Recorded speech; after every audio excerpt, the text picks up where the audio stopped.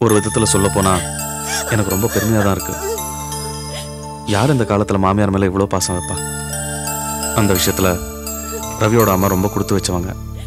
அப்படி இல்லை, லீலா இந்த அளவுக்கு பாசமாக இருக்கான்னா அதுக்கு காரணம் எங்கள் அம்மா லீலா மேலே வச்சிருந்த பிரியம்தான். எல்லாமே அவங்கவுங்க நடந்துக்கிறத பொறுத்து தான்.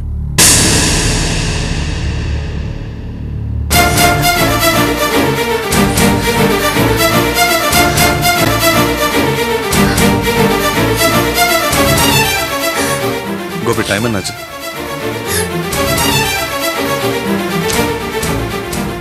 சரோ. லீலா, அழுத லீலா, உடம்பு பார்த்துக்கோ. பாட்டி. சரி சரோ, அழாத லீலா, கண்ணை தொடச்சுக்கம்மா. அழாத அழாத கண்ணு, அழாத அழாத லீலா. லீலா, உன் மாமியார் இறந்தது மற்றவங்களை விட ஒன்னத்தாமா ரொம்ப பாதிச்சிருக்கு. நீயோ தாயில்லாத பொண்ணு. உன் மாமியார் உனக்கு தாய்க்கு தாயா இருந்து உன்னை பார்த்துக்கிட்டவ. நீ வாயும் வயிறுமா இருக்கிற இந்த நேரத்தில் அவன் நம்மளை விட்டு பிரிஞ்சுட்டா பார். அதை நினைக்கும் போது அம்மா மனசுக்கு வருத்தமா இருக்கு. அவன் மட்டும் உயிரோட இருந்து உன் பிரசவத்தையும் பிறக்க போற பேர குழந்தையும் பார்த்திருந்தா எவ்வளவு சந்தோஷமா இருந்திருக்கும். நல்ல மாமியார் அமையிறது கஷ்டம்மா. சரவுக்கு மாமியார் அமையல, விஜய்க்கு மாமியாரே இல்ல. உனக்கு நல்ல மாமியார் அமைஞ்சு நீண்ட நாள் நீடிக்க விடாம அந்த பகவான் இப்படி பண்ணிட்டானேம்மா. கடவுள் இவ்வளவு அவசரப்பட்டு உன் மாமியாரை கூப்பிட்டு இருக்க கூடாது. அழாதம்மா, அழாத கண்ணு.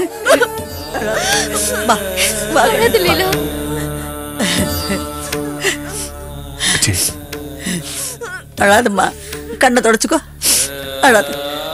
அப்பா பாத்துங்க. அழாத கண்ணு. லீலா, ஃபோன் பண்றோம். லீலா,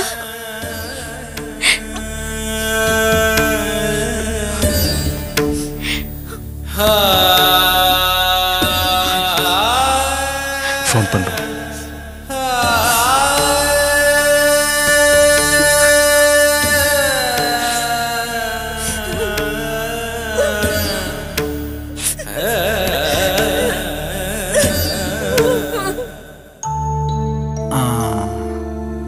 கை நீட்டு.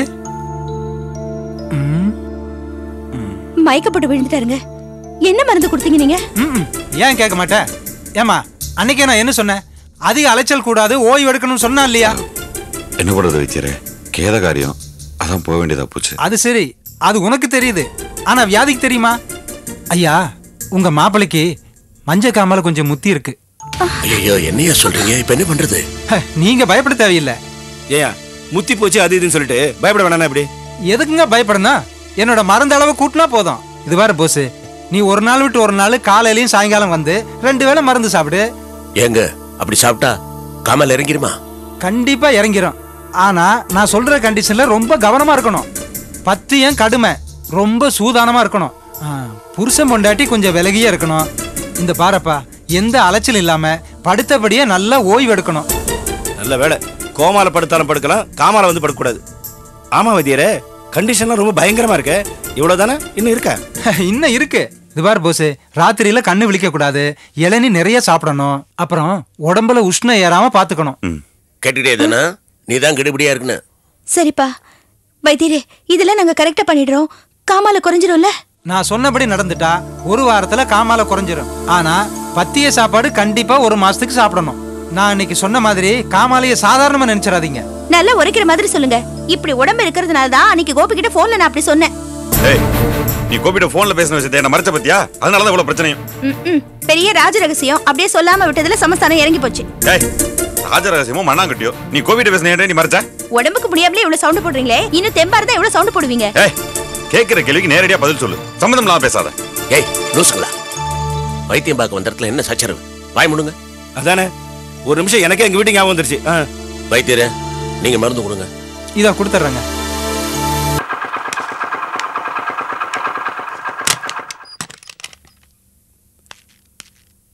எந்த நேரத்துல எப்படி பேசணும்னு கூட தெரியாது.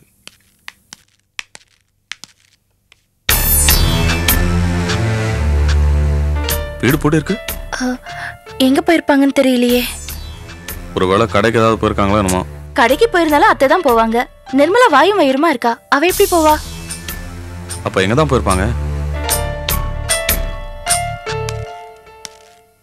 என்னண்ணே வெளியே நிற்கிறீங்க? வீடு பூட்டி இருக்கு. அம்மாவும் நிர்மலாவும் வெளில எங்கேயோ போயிருக்கான் போல இருக்கு. உனக்கு ஏதாவது தெரியுமா எங்கே போயிருக்காங்கன்னு? எனக்கு தெரியலையே. ஒருவேளை நிர்மலாக்கு இடுப்புல ஏதாவது வந்துச்சோ?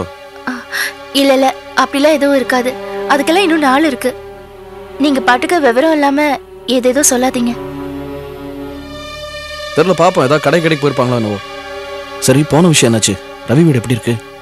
அந்த வீட்டுல இப்போ அந்த அம்மா எல்லாமே எப்படிதான் சகஜமா இருக்க போறாங்களோ தெரியல. ஏன் செல்வம், நீங்க அவங்க வீட்டுக்கு போயிட்டு 2 வார்த்தை ஆறுதலா பேசக்கூடாது? என்ன நீ? நான் தான் ஏற்கனவே சொல்லியிருக்கேன்ல, என் லைஃப்ல இனிமேல் நல்லது கெட்டதுக்கெல்லாம் இடம் இல்லைன்னு.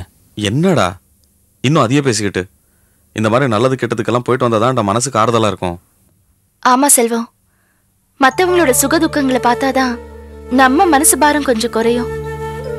போதும் நீ, இப்படி நினைச்சுதான் ஒரு விசேஷத்துக்கு வந்தேன். அதுல பட்டப்பாடே போதும் எனக்கு.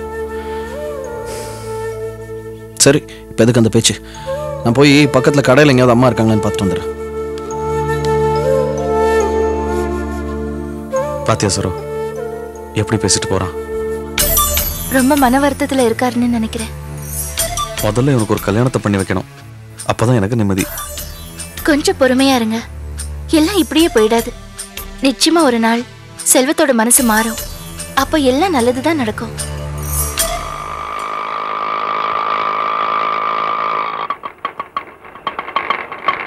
அப்பா இந்தாப்பா வா.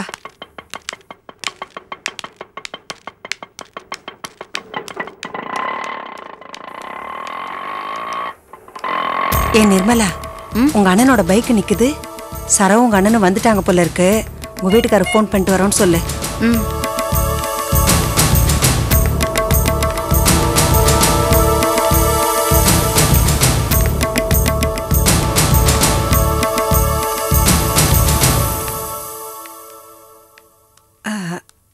வந்துட்டீங்களாப்பா? எங்கம்மா போனீங்க? மாப்பிள்ள போன் பண்ணியிருந்தாருப்பா, அதான் அவர்கிட்ட பேசலான்னு போயிருந்தோம். ஏன் நம்ம வீட்டு போன் என்னாச்சு? இல்லன்னு அவருக்கு என்ன பார்க்கணும் போல இருந்துதான். அதனால்தான் அன்னைக்கு மாதிரி வெப் கேமரால பேசிட்டு வரோம். எந்த சென்டர்ல போய் பேசுனீங்க? பக்கத்துல இருக்கிற சென்டர்ல தான். என்னம்மா சொன்னார் மாப்பிள்ள? அவரு வரேன்னு சொன்னார். என்ன எப்போ? மறுபடியும் ஃபோன் பண்றேன்னாரு. சரி மாணிக்கம், உனக்கு குளிக்க வெந்நீர் போடுறேன். ஏய், போய் கதவு தர.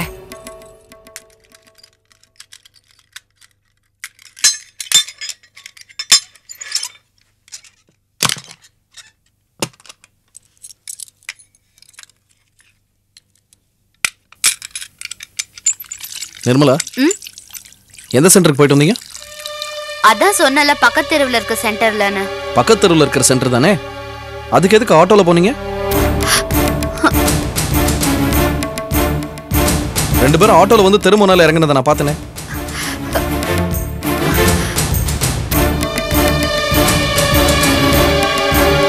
என்ன பண்ணிட்டு இருக்கீங்க 2 பேரும்? எனக்கு தெரியல, இதெல்லாம் எங்க போய் முடிய போறதுன்னு எனக்கு தெரியல. ஆடுங்க, ஆடுற வரைக்கும் ஆடுங்க. ஏதோ பெருசா ஒரு பிரச்சனை இழுத்து விட போறீங்கன்னு மட்டும் எனக்கு தெரியுது.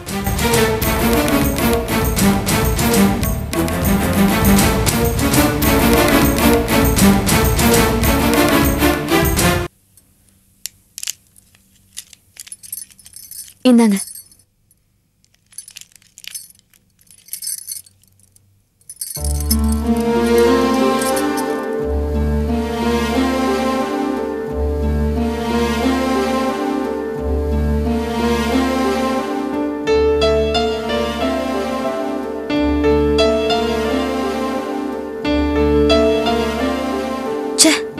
ஏன் தான் அங்க போகணும்னு ஆயிடுச்சு.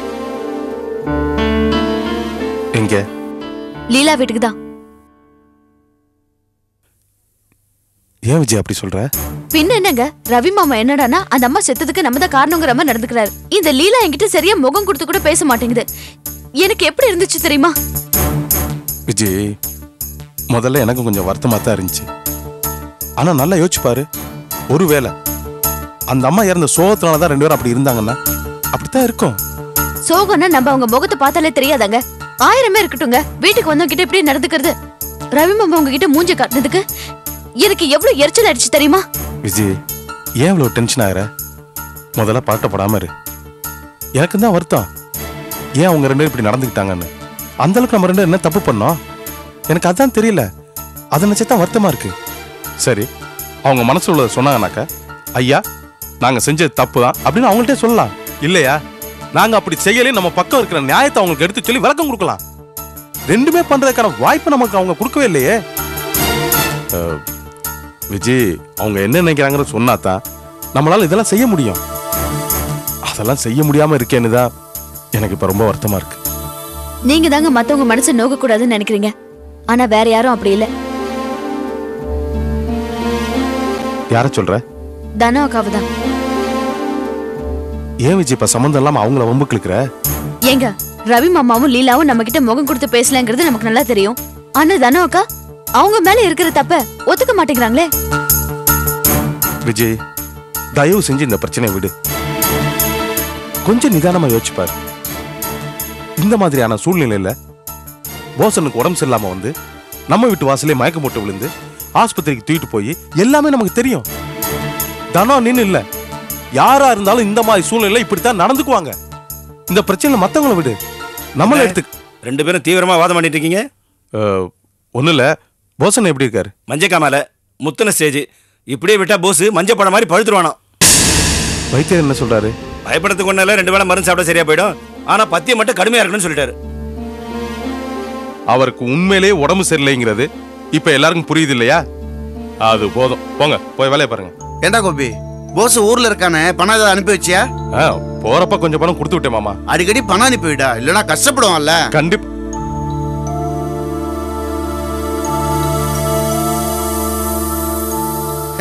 கொடுத்து வச்ச மகராசன் யாருன்னா அழகர் குளம் போஸ் தானே வருங்கால சந்ததிக்கு தெரியட்டும். அதானே, என்னடா ரொம்ப அக்கறையா போசனை பத்தி விசாரிக்கிறீங்களேன்னு நினைச்சேன். இப்பதானே புரியுது. ஆரம்பிச்சிட்டீங்களா? நான் என்னடா ஆரம்பிச்சேன்? உன் சகல போஸ் தான் அருமையான டிராமாவை ஆரம்பிச்சு இங்கிலீஷ் மருந்துல இருந்து தமிழ் மருந்துக்கு ஷிஃப்டிங் ஆகி வித்தை காமிச்சு ஊர்ல போய் உட்காந்துக்கிட்டான்.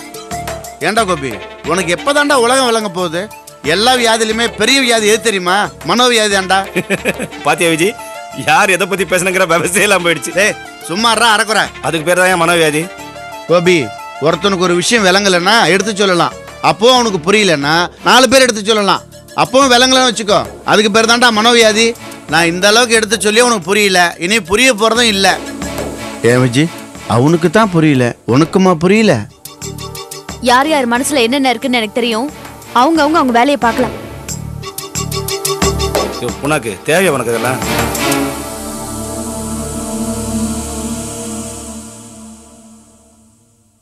விஜய், என்ன விஜய் வரவர் இப்படி போட்டு தாக்குற? முதல்ல தனாண்ணி, அதுக்கடுத்து ரவிலீலா, அதுக்கடுத்து இவங்க 2 பேரு. போற போக்க பார்த்தா எல்லாரையும் போட்டு ஒரே தாக்கி குட்டி ராஜமாவா ஆயிரோ போல இருக்கு. இத பாருங்க, கொஞ்ச நேரம் வாய மூடிட்டு இருக்கீங்களா? இப்ப என்னைய தாக்க ஆரம்பிச்சிட்டியா? இப்படியே போனேன்னு வச்சுக்க விஜய்.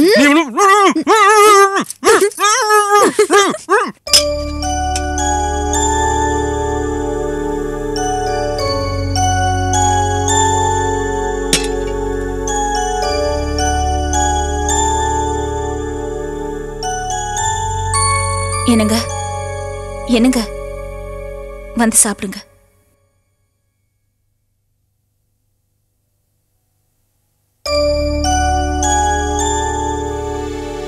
அப்பாவையும் கூப்பிடு.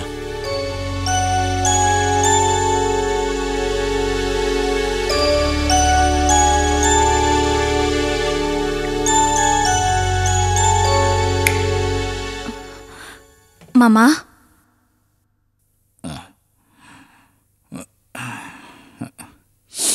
வாங்க மாமா சாப்பிடலாம். வேணாமா, இனிமே சாப்பிட்டு நான் என்ன பண்ண போறேன்? வாங்க மாமா. என்னால ஒன்றும் முடியலம்மா. எப்போ பார்த்தாலும் மீனாட்சி மீனாட்சின்னு வாய் நிறைய கூப்பிடுவேன். அவளும் என்னங்க என்னங்கன்னு ஓடி வருவான். பழக்கத்துல இப்போ மீனாட்சின்னு கூப்பிடணும்னு தான் வாய் வருது. ஆனா கூப்பிட்டா வரமாட்டேன். பேசாம நானும் அவளோடய போய் சேர்ந்துருக்கலாம்.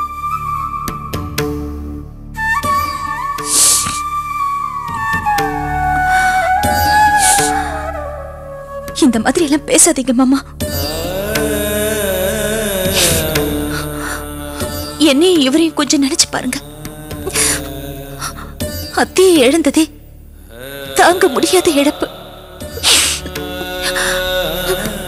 எங்களுக்குன்னு இருக்கிற ஒரே ஆறுதல் நீங்க மட்டும்தானே மாமா. நீங்க எங்களுக்காகவாவது நல்லபடியா வாழணும். இல்ல லீலா, நாங்க மத்தவங்க மாதிரி சண்டை போட்டதே இல்லை. ஒரு நாள் கூட நான் அவளை கடிஞ்சு பேசினதில்லை. அவளும் என்ன திருப்பி எதுவும் ஏத்து பேசினதில்லை. ஒருவேளை மற்றவங்க மாதிரி நாங்கள் சண்டை போட்டுக்கிட்டு இருந்து அவ எப்போவாவது அவங்க அம்மா வீட்டுக்கெல்லாம் கோவிச்சுக்கிட்டு போய் அந்த மாதிரி பழக்கம் இருந்ததுன்னு வச்சுக்க, இப்ப இந்த மாதிரி பெரிய பாதிப்பு எனக்கு ஏற்பட்டிருக்காதுமா.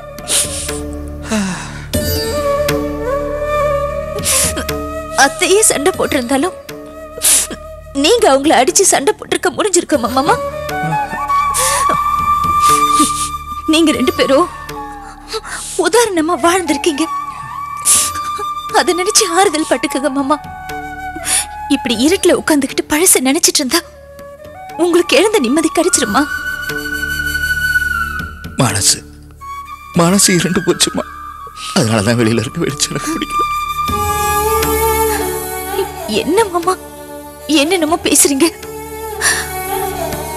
அத்தை இருந்த வரைக்கும் எந்த விஷயத்துக்கும் உங்களை கலங்க விட்டதில்லை.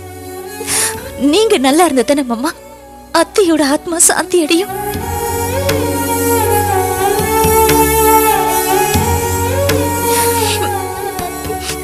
அத்தை இருந்த வரைக்கும் எனக்கு பெரிய பலமா இருந்துச்சு. அவங்களும் என்னை விட்டு